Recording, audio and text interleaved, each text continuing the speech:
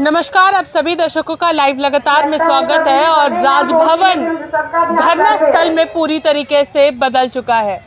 अब ये सिर्फ राजभवन नहीं, लोगों की मांग का एक जरिया बन चुका है।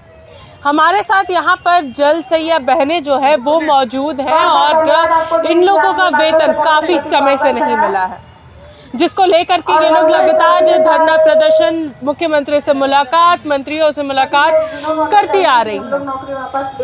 मैम, आपसे जानना चाहेंगे, लगातार आप लोग मंत्री, विधायक सभी लोगों से मिलने का कोशिश कर रही हैं, धरना प्रदर्शन सारी चीज़ों कर चुकी हैं, लेकिन आप लोगों की आवाज़ नहीं पहुंच रही है। कैसे पहुंचाइएगा अपनी आवाज़ सरकार तक?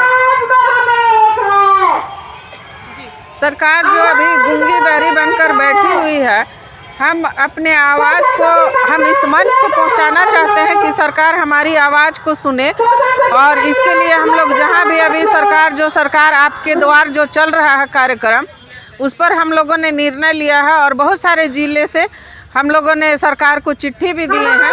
तो अब हम देखना ये चाहते हैं कि सरकार आपके द्वार कार्यक्रम कर रही है, इस पर कितना सत्य है।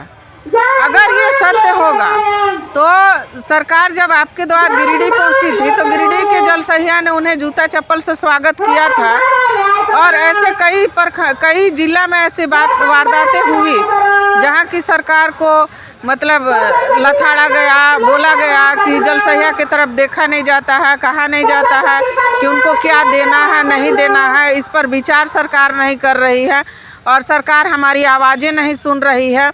तो सरकार ने बहुत सारे जगहों पर आश्वासन दिया, बहुत सारे जगहों पर कहा कि हम उनके उस पर विचार कर रहे हैं। तो हम इस तरह से अपनी आवाज़ को सरकार तक पहुंचाने का कोशिश करेंगे और हम अपने आवाज़ को सरकार को पहुंचाने के लिए ही यहाँ आज धरना पर बैठे हैं। और अगर हमारी आवाज़ें नहीं सुनेगी तो हम सरकार के लिए अनिश्चितकालीन हड़ताल करेंगे। और अभी जो नल जल का सरकार योजना चला रही है, ये सारी योजना को सरकार ने ठेकेदार को दे रखा है, क्योंकि इस पर भी लूट खसोट का काम हो रहा है। और जल सहिया को सिर्फ और सिर्फ एक ढाल बनाकर रखा गया है और सारे काम ठेकेदार कर रहे हैं। तो हम लोग चाहते हैं कि वो काम जल सहिया की निगरानी पे, देखरेख पे हो, क्योंकि उससे क्या होता है कि ग्रामीण है वो जल सहिया को कहते हैं कि हमारा काम सही से नहीं हुआ।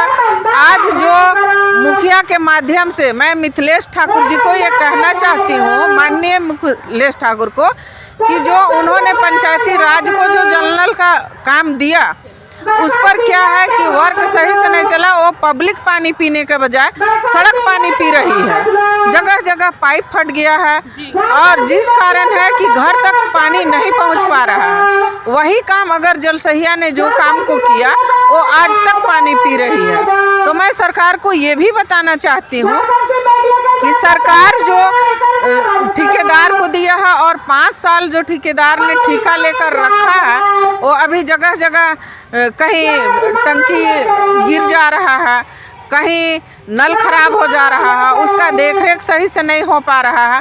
और तो उसके लिए सरकार, उसके लिए भी मैं अपने डीसी महोदय से कहना चाहूँगी कि सारे को लेटर इशू करे और वो जल सहिया उसका पैसा वसूल कर सके। जो उन्होंने 2010 में जो लिखा था, जो किताब छपी थी, उस किताब में ये छपा हुआ था कि 62 रुपया प्रत्येक घर से जहां नल लगेगा उनसे लेना है। तो उसी से उसका देख रेख होगा, वो उसका 10% जल सहिया को दिया जाएगा। लेकिन अब तक सरकार ने उस पर भी काम नहीं किया। सिर्फ सरकार करती है कि ठेका में कामों को दे रही है, ठेका करके अपना कमाई कर ले रही है और बाकी लोग कहाँ जा रहे हैं उस पर कोई भी कार्य नहीं कर रहा। और ये रीज़न है कि हम लोगों का जो बकाया मानदेय सरकार, रघुवर सरकार के टाइम में जो 19 में हम लोगों को मानदेय दिया गया था 1000 रुपया, उस 1000 रुपये को भी हटा करके अभी सरकार प्रोत्साहन राशि पे ले आई है। और जब भी प्रोत्साहन राशि की बात पहले भी की थी 2011 में, तो वो हम लोगों को आज तक नहीं मिला। तो इस बात को हम गारंटी नहीं मानते कि हमें ये भी प्रोत्साहन राशि दिया जाएगा। और सरकार अब तक गाइडलाइन जारी कर दी है, लेकिन अभी तक वो किसी भी जल सहिया को नहीं दिया गया। और मैं प्रोत्साहन राशि में ये भी कहना चाहूँगी कि मेरे पास जो प्रोत्साहन राशि का लिस्ट है, उस प्रोत्साहन राशि में उन्होंने किसी मंथ 1200 रुपये दिए हैं, किसी मंथ उन्होंने 800 रुपये का प्रोत्साहन राशि बनाया है। तो इस प्रोत्साहन राशि के अनुसार अगर हम सरकार का काम करते हैं तो हमें ये कहा गया कि जल नल का जो योजना है, उस योजना में आपको झालझर योजना ऐप को चालू करके अपना काम को उसमें डालना है। तो अगर हम उस पर डालते हैं तो उसमें हमको डालने के लिए 500 रुपया का हर महीना रिचार्ज करेंगे, तो हमें जब अप्रैल के महीने में 840 रुपया मिलेगा, तो हम 500 का रिचार्ज करेंगे तो क्या हम 300 के लिए काम करेंगे? तो इसलिए सरकार से मांग है कि अगर हमें प्रोत्साहन राशि भी सरकार देती है तो सारे जल सहिया को मोबाइल दे और रिचार्ज के लिए पर महीना 500 रुपया दे। ये हमारी मांग है।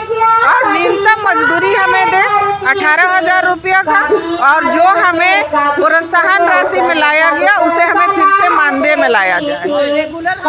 अपने यहाँ पर स्पष्ट रूप से सुना कि 1,000 का वेतन दिया जाता है, जो कि आज के समय में पॉसिबल नहीं है। आप देख सकते हैं यहाँ पर कई सारी यहाँ पर जल सहिया बहनें जो है वो अपने बच्चों के साथ पहुँची है। 1,000 सिर्फ 1,000 दिए जाते थे, वो भी नहीं मिल रही है। और अब आप लोगों की मांग है कि हम लोग को पूरी तरीके से वेतन दिया जाए। 18,000 आप लोगों की मांग है। हम लोग को जो 1,000 है, हम लोग को 1,000 ना दे के हम लोग को 18,000 दिया जाए, और हम लोग को प्रोत्साहन राशि में काम नहीं किया ना दिया जाए, जबकि हम लोग को मानदेय के थ्रू दिया जाए। और इस तरह से हम लोग 10-12 साल से हम लोग काम कर रहे हैं, वो कम से कम हम लोग को तो मजबूत हो जाए, परिवार चलाने के लिए कुछ तो हो जाए। कम से कम अगर हम लोग 1,000 में अगर चलाते हैं तो हम लोग को 1,000 में कोई परिवार भी चल नहीं सकता। 1,000 में तो एक बच्चा का ट्रॉफी तक भी नहीं होता है। कहीं ना कहीं कहा जा सकता है कि अब राज्य की जो बेटियां हैं वो सड़क पर बैठी हुई हैं और लगातार अपनी आवाज़ यहाँ पर बुलंद करती हुई नजर आ रही हैं। और स्पष्ट रूप से इनका कहना है कि प्रोत्साहन राशि की बात करें तो प्रोत्साहन राशि कभी भी हम लोगों को समय पर नहीं मिला है, और जो 1,000 मिलता था वो भी पूरी तरीके से बंद कर दिया गया है, नहीं दिया जा रहा है। अब इनका स्पष्ट रूप से कहना है अब हमें वेतन तो चाहिए ही चाहिए, साथ ही साथ अब पूरी तरीके से स्थायी रूप से 18,000 का वेतन जो है सभी जल सहिया बहनों को मिलना चाहिए। इसी के साथ देखते रहिए लाइव लगातार। रांची से मैं पूजा, नमस्कार।